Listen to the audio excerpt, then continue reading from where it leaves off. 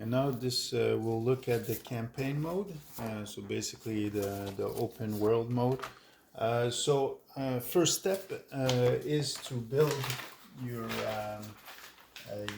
units, basically your warband. So you will need a battalion sheet. So on the battalion sheet, you have all the stats that take care of that keeps track of the units within the warband, and all the contracts if you succeeded, failed, all the stories, like you see the different stories there.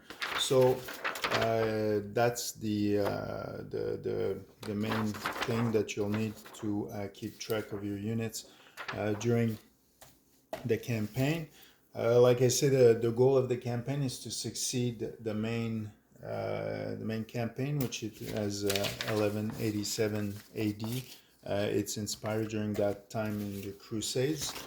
So basically, the first thing for the campaign is you'll need to create your warbands. So it can be played by 1 or 2 players. It's played exclusively against the AI.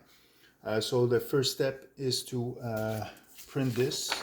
Then basically you and the battalion, both players will start. If you play 1 player, you'll start with 2 units, or if you play 2 players, each player will start with 1 unit.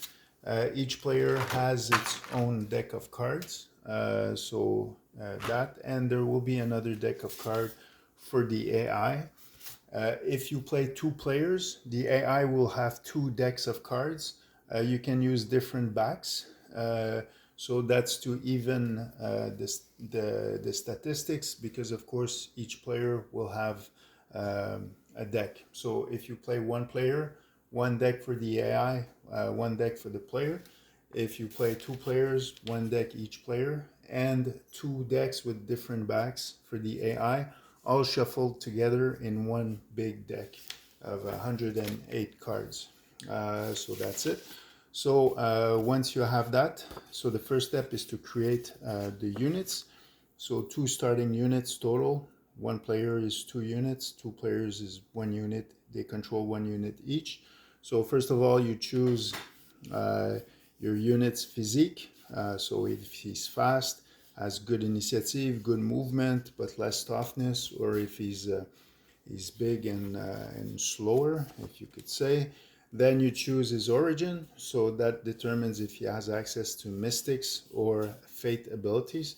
If he does, he's going to have a lesser attack value for his physical attacks. And then the mental aptitude, this will increase his will wits or diminish it based on that. So the will wits are used by mystic abilities. And when you do a focus action, basically you will draw the amount of cards equal to the unit's widths, and then discard the same amount of cards equal to the unit's widths. So a unit with a high width will give you a better advantage on the focus action.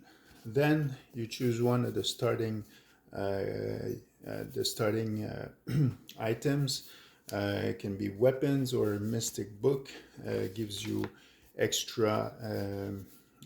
All the units have each they have 1 hand. So basically they're allowed maximum to have 1 equipped, one-handed item in each hand, or 1 two-handed item in both hands.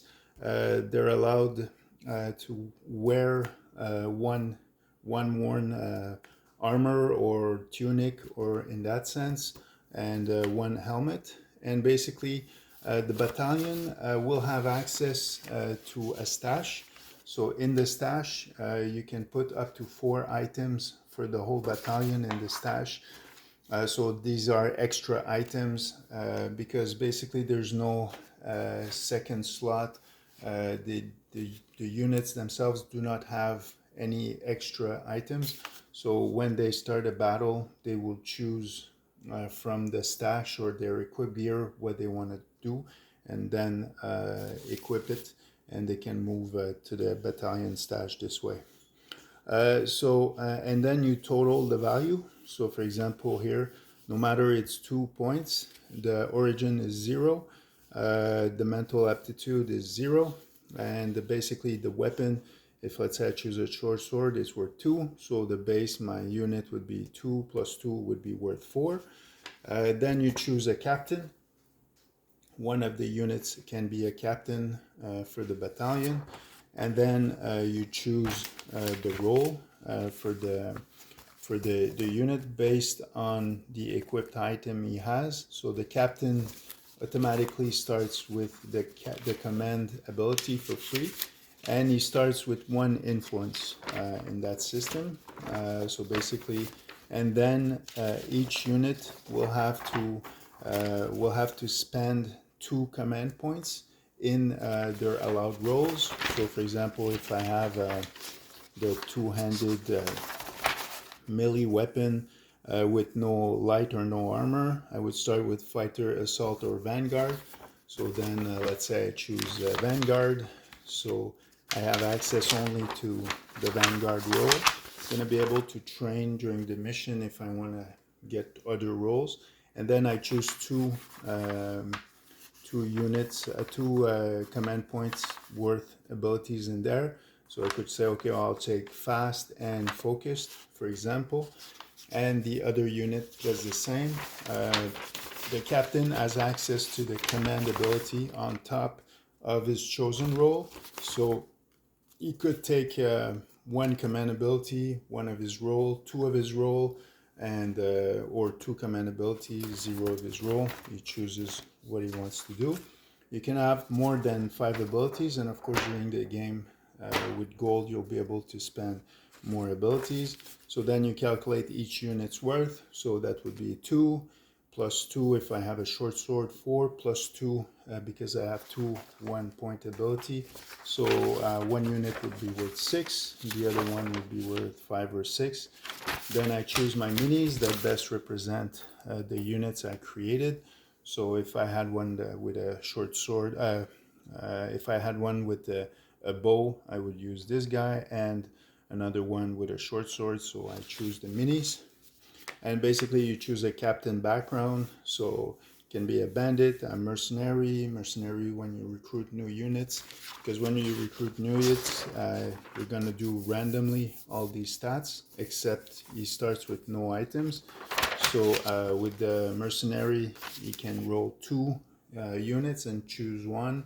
So there's different abilities for that, and the deck. And then each player will start with 15 food. So in the travel, you will have gold. Gold will, of course, when you do contracts, when you succeed mission, after each mission you succeeded, or in some cases fail, you receive gold. So with gold, you'll be able to buy assets, buy new gear, purchase new abilities. So the goal is the gold is what's used as the progression tool. You'll have food also, because when you travel, that's the way to count. So you start with 15 food and 10 gold. So that's the resources. And each player's deck sometimes can remove cards. So when you remove cards, you remove the highest card of the deck. So usually you'll remove the Joker. And so the deck itself is a resource. And also there's damage, of course. And the other resource is wanted tokens. So basically, if you do bad deeds, for example, you steal from merchants and you get caught, well, then you receive wanted tokens. And wanted tokens, if you encounter a patrol, well, then you can attempt to bribe them. So if you have, the more wanted tokens you have, the less chance you have of getting out of it. And if you fail, well, then you're sent to prison, and you have 1 chance to escape the prison. If you fail, you fail the campaign. So you could be like a criminal, travel the world, do all kinds of bad stuff. As long as you don't encounter a patrol, you're good. Take advantage of it. But if ever you're lucky and the patrols are all present in the different cities and everything. So that's the character creation, and everything here lets you keep track of the food, the gold, the wanted. The assets are, for example, I buy a market, it will give me 5 gold after each battle. Then you have, of course, the stash, which is a new section here, and where you are, which contracts you are doing, the paragraph, and where you are in the world. And basically, this is all the stats here for each of your units with the value. So the stats, how they work, it's pretty simple. So let's say my first unit had this. So let's say he's hardened. So basically he has attack value 1, defense 0, move 1, initiative 1, will, wits 2, toughness 8. So basically I just enter those numbers there. Then let's say he's worldly, so no access, so it's worth 0, so no change. And let's say he's zealous, so his wits is -1, and he has +1 move. So basically, if he would have a 2 move and 1 will in this case, 1 wits and his attack, and then let's say he chooses the heavy club. So the heavy club gives him an attack +2. So he would have 1, 3 attack, a defense -1, so a -1 defense, and his initiative -1. So basically, initiative here for for the hardened, the initiative is 1, so his initiative would be 0 with the club.